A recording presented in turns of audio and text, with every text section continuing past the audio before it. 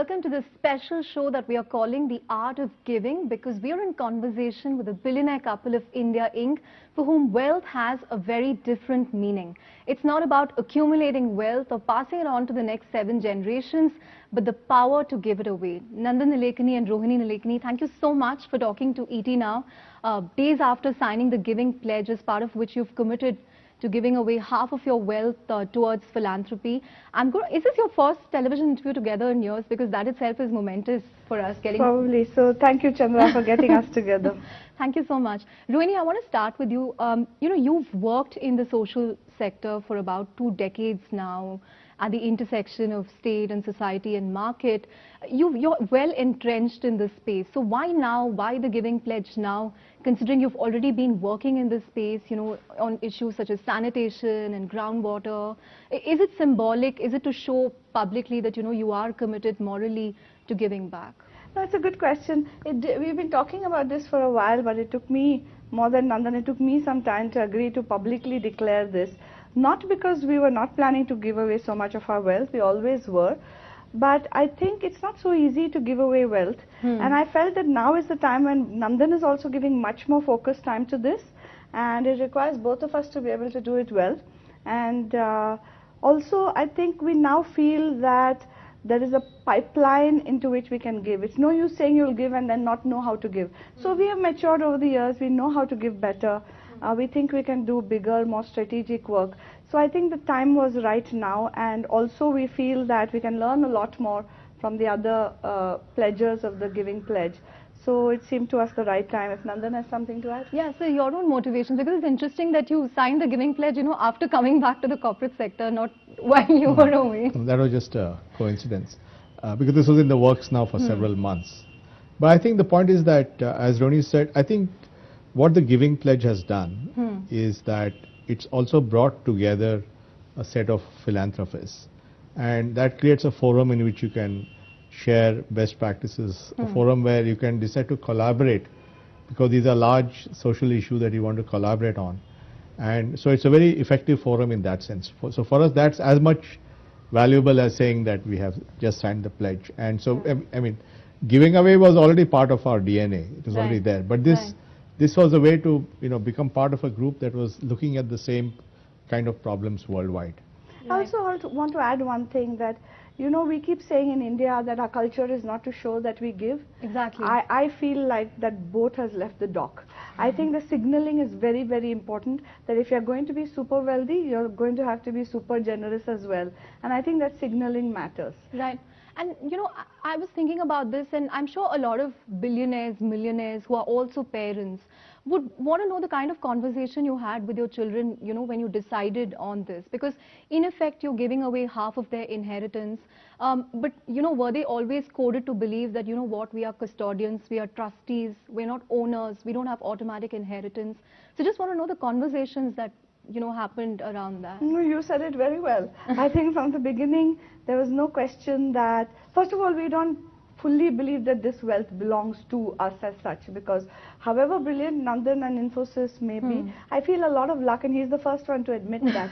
A lot of luck is involved in creating so much wealth, and so we feel definitely, at least I feel like we are trustees, and the children have known that from the beginning, and because they're very interested in big ideas, and they are also very interested in philanthropy, I think it was quite easy for us. Yeah, there was never supportive. Any question of feeling entitled to all our wealth or anything like that. Which brings me to my next question. The meaning of money for you, what was it initially, and how has it changed over the years?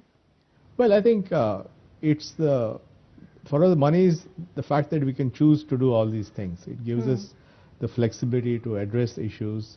You don't have to think about, it's really, the power to give away is the most important value of money, because I think beyond a point, your personal needs are, well taken care of. So it really doesn't make any sense. In fact, I was just coming point. to that. When you talk about wealth creation, for someone like a Rohini Nilekani and a Nandan Nilekani, when do you say enough is enough? I have earned enough. I have, I have enough influence in money. I mean, does it happen on its, in its own natural course, or how does that happen? No, that was the stage we reached a long time back. So we don't think about it.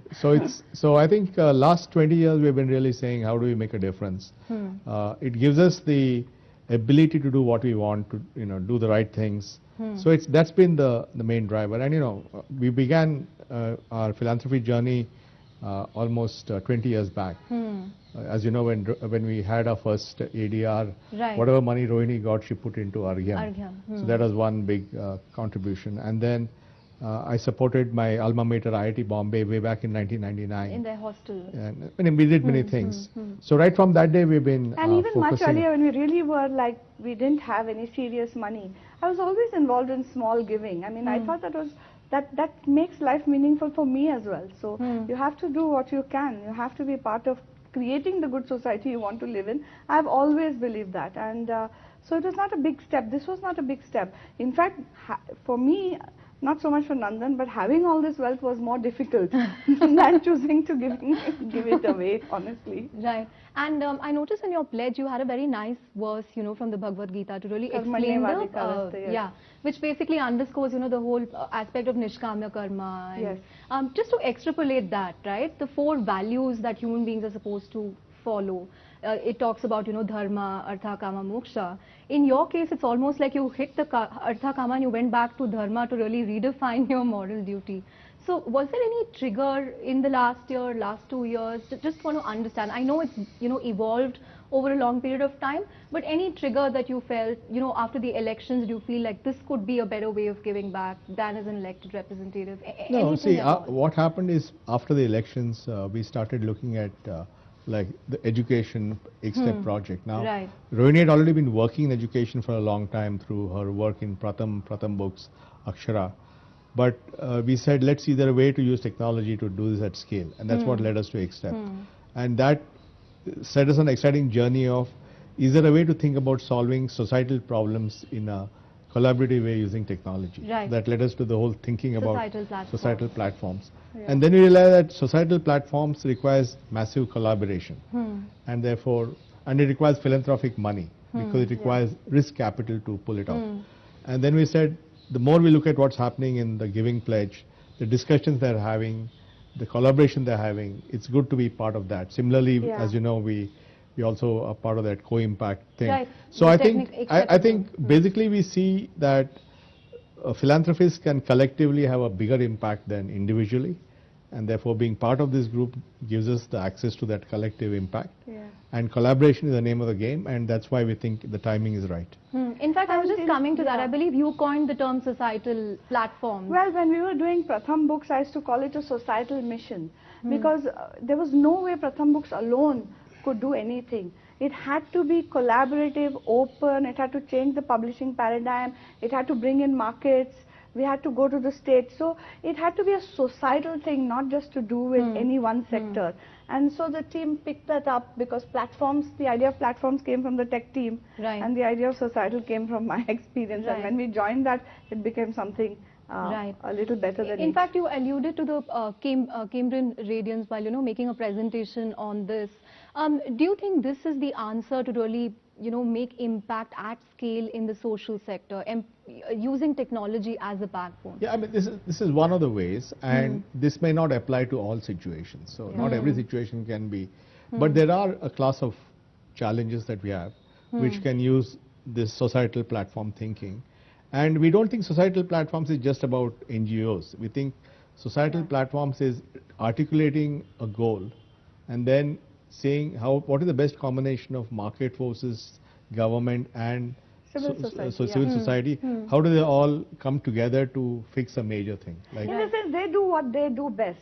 It's very hard to build partnerships. We're trying to find a way where people can seamlessly partner with each other with less friction. Right. All philanthropists all over the world facing the same problem. How do you try to do stuff, but then you don't seem to go very far. And we feel that you're chipping away, but the impact is not but huge. I feel mostly that you have to let various actors and entities do what they do best and facilitate it. So it's not the answer or the solution. We really don't believe that. We think it's more of an approach, and we're testing it out and hoping other people will agree to try it out. So there's no answer there. I think it's about how do we get speed, scale and sustainability. And over the last decade, whether it's Rohini's work on Pratham Books or my work on Aadhaar and then X-Step, we have dealt with scale, do it quickly, how to do it sustainably. So we have thought about these issues a lot, and we also realized that you need digital infrastructure to do this, because you need to allow different actors to play together. You have to create a platform where they can all contribute. And the other thing we realize is that solving social problems is not about producing one solution and deploying it everywhere. It's not one size fits all. You need the ability to have every situation to be contextualized by someone who understands local conditions. That's why a big part of what we do is what's called co-creation, where different parts of the solutions are co-created locally by somebody who understands the ground reality. So we are able to build out, the tech team builds out an infrastructure which is context independent. But then everything that happens on top of that really is about people who know best what the local issues are and are able to have the tools to deploy them in context. And that's why we think this is a powerful idea. Yeah, in fact, it found a lot of mention in your pledge, and this also ties in with the co-impact. Yes. Right. And I also wanted to understand, you've sort of started testing this out with the Ek Step. Shankar Marwada is, of course, leading the effort with you. What's the initial response been? Are people comfortable with, the plug-and-play approach where there is a platform, you create and then you co-create and then you amplify it using different networks? Yes. Are people comfortable with the idea in the delivery channels you've used? Oh, absolutely. I think we are amazed at the pickup. I think once people realize that we just want to solve the problem and want to work with everybody, they all come around, and that's happening everywhere. I think we are also working on the national teacher platform. Many states are partnering. Then Shibulal, Infosys co-founder, is doing something for school leaders. And they just recently had a workshop where they brought all the partners together. Very good response. So I think we are seeing that with this model of collegiality, of collaboration, where you're not saying do it my way, but saying here's a way to think about it. Let's work together. People don't feel too threatened. Yeah. We don't need to be right up front. Right. We need to be the facilitators, and we need to build out, deploy the risk capital. There are enough people who know what to do. We don't need to tell them how to do education. But we do need to be able to innovate on a tech platform and then allow people to deploy on it the tools they think will serve their needs the best. So we think that a societal platform has somebody called a system leader who sort of curates this, catalyzes this, and sort of creates a way for everyone to come together. And which has been sort of our call to other philanthropists, that you need somebody to deploy real money. It's not loose change, a little more than that. So that other people can build on top of that. But somebody who wants to deploy, invest in building that first architecture. Right. In fact, you described philanthropy as extreme risk capital, and you also can't control all the variables. The results are intangible. So then why have this 2020 target of, touching 200 million kids? Yeah, see, there are two separate things. One is philanthropy is risk capital. It can be where governments don't go and markets don't see any return. Don't see any value. And most civil society players don't have the scale, so it has all these issues. So philanthropy can go there. So the idea being that they can take a risk because the worst case they'll lose their money, and that's their money, so they're not accountable to somebody else. Unlike if it's public money, accountable. If it's shareholder money, you're accountable. This money, you're only accountable to yourself. So that's the risk part of it. But when you take up a societal challenge, you need to be very definitive about the goals. And you need to have ambitious, audacious goals. So when we said that we want to reach 200 million children with better learning outcomes by 2020, we are setting ourselves a very, very ambitious goal, and that clears the mind. It forces us to think about how to solve the problems. And everybody how to gets into problem. For that scale. Yeah. Not allow ourselves to become the choke point. That I've learned a lot The from moment you Nandan. make it so big, it's beyond you, then you're forced to scramble and figure out how to get it done with everybody. In fact, that was one thing I was coming to. This, in effect, Ek Step is sort of a startup that both of you are, working on together. And the marriage also has survived. No, so what sort of skills do both of you bring to the table? I mean, cross-functional skills, do they match, or do they sometimes, is there friction? How has it been working together as founders of this venture? Surprisingly smooth. I thought we'd be fighting because we're a little different. But, I've really learned so much, I must say, from the team and from the approach, because they think at like unimaginable scale. Even when I started, when we co-founded When I co-founded Pratham Books, we said a book in every child's hand, of course. We didn't say a book in every third child's hand. So we were also thinking large. But the systematic way they go about things and the technology team, which is really the brain power there and the heart there, was something I learned a lot from.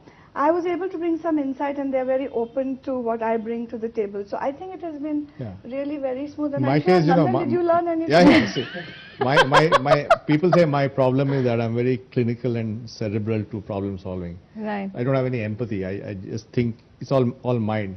So I think So Rohini not just towards journalists. Huh? Not just towards journalists. So Rohini brings that heart and empathy and gives a actually she makes us think about the kids, whereas we always think about some strategy stuff. No, I say So she connects us child back has to be at the center. So how are we reaching that child? I want to see. I I want think to know. she brings in that empathy In and terms that, of the human yeah, impact the that you have. connectedness. If I look at the giving pledge, you know, in the 7 years that it's been there have been 4 signatories from India. I mean, 5 including, if I take both of you as separate ones. Is it disappointing, the kind of numbers we see? Because in terms of income inequality, India is probably one of the worst in the world. You know, the top 1% pretty much hold 22% of the income. So we've just seen 4 out of 100 billionaires, you know, signing up. Do you see that changing, or why do you I think you should is? not look at giving pledge as a metric for this. Philanthropy in India is on the rise. The India Philanthropy Initiative, of which Rohini, Azim Premji and all our members is a very, that it meets every year and does a lot of things. And many people are doing great things in their respective areas. I mean, the Tata Trusts have been leaders for 100 years, amazing. I mean, all the shareholding is held by trusts, and they spend that money, you know, few $100 million every year on philanthropy. And many of the business groups are doing a lot of work quietly in many areas. Yeah, they are. They may not have signed the giving pledge. So I think that's not a metric. And we keep meeting at the IPA, we keep meeting more and more people who are so keen to do more. They don't have to join the giving pledge, but they are learning to give much more and much better.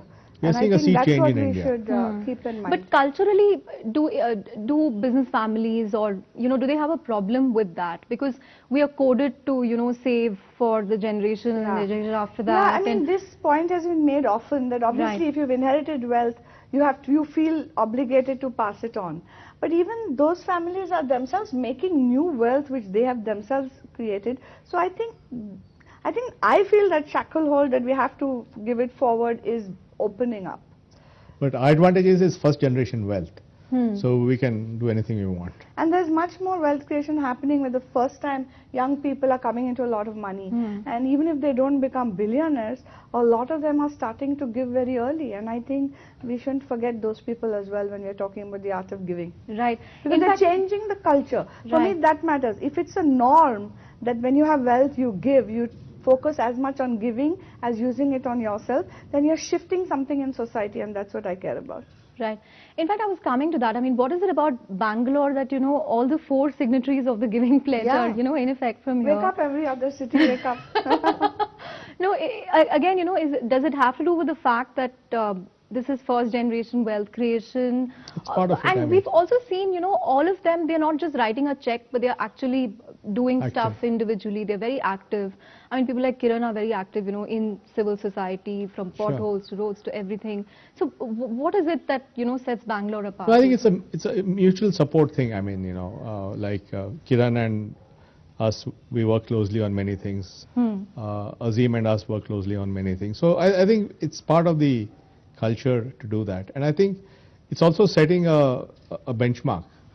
So obviously more people will follow like that. So I think it's just in the air. But in terms of, you know, the platform approach, so it's quite similar to how you looked at Aadhaar, you know, as a platform on top of which people can sort of create impact. So again, is this a test of the design principles that Aadhaar had in, you know, how a platform is effective? It's an evolution of that, because in terms of a piped approach. Yeah, so the Aadhaar was the first case where some of us thought about platforms. Also with this whole idea of putting a big target and then getting everyone to work was also learned from that. So when I joined the government, we said 600 million people will have Aadhaar in 5 years. And that time it sounded like it was difficult, but it happened. So that's the lesson we learned, that if you have an audacious, and even in Infosys, it will be $1 billion company in X years. So when you set these big goals, it motivates everyone to work towards that. So a lot of the learning on platform thinking is definitely from Aadhaar, and the layers on Aadhaar that we designed. Over time, Aadhaar has multiple layers, including, cashless, presenceless, UPI, this, that, and Right. another. But I think we have honed our thinking, and societal platforms is the fact that you need to have digital infrastructure is common. The fact that you need to have co-creation of solutions, the fact that you need amplification, putting that into a methodology, all that is new. It's basically we have a think model. We think of something, we do it, we learn from it, we put it How back. is that time? Because some people are thinkers, but they are not doers. Some people are very good at execution, but not so much at seeing the big picture. No, most people think before they do, and when they do, they find everything doesn't work so well, and they have to rethink. So it's a very common So, thing. but, And then no, you but we refine. have this cycle. We But come up with a you construct. make the cycle more. We implement the construct. From that implementation, we learn something. We goes back and we refine the construct.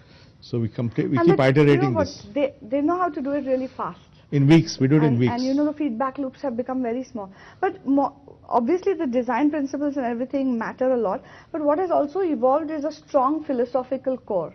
Right. That what do we mean by societal platforms? It has to be open. It has to be collaborative. In design, it must not block but open. And that's very important in terms of the architecture. And there must be feedback loops with metrics based on this audacious goal he's talking about. And there are a few more things that are evolving. Unlocking scarce resources. Yes, unlocking scarce resources. So we are developing some philosophical principles at the core of our idea. And for me, those are very dear. And in terms of how Aadhaar has been used, do you see, a lot of scope in social services, in the social sector? Oh, definitely, of course. I think obviously the first big use case was benefits, and 2 billion transactions have happened, electronic cash transfers, 72,000 crores transferred, all that big stuff has happened. But I think over time there will be a lot more use cases that will emerge, and that innovation is going to happen in the future, because what we have seen with platform thinking like internet and GPS is that the innovation happens years and years after the platform is out. So Right. we are already seeing a lot of activity in the private sector, in social sector, in government, who think of new ways to use this technology. Right.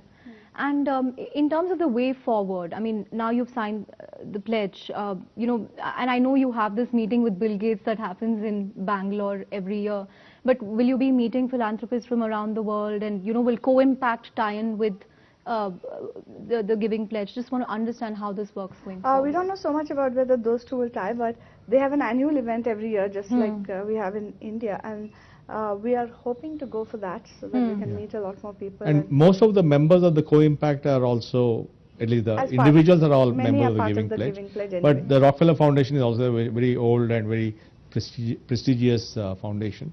So they are leading the effort on bringing all these players together. Same thing, how do we bring collaborative solution problem solving? And scale up diversity. How do you find ways, because as I said, it's not a, we're not a trying to create a one-size, unified but not a uniform approach. And especially in India, it's so important to be able to do that. We hope to learn also by meeting others from the Giving Pledge. Right.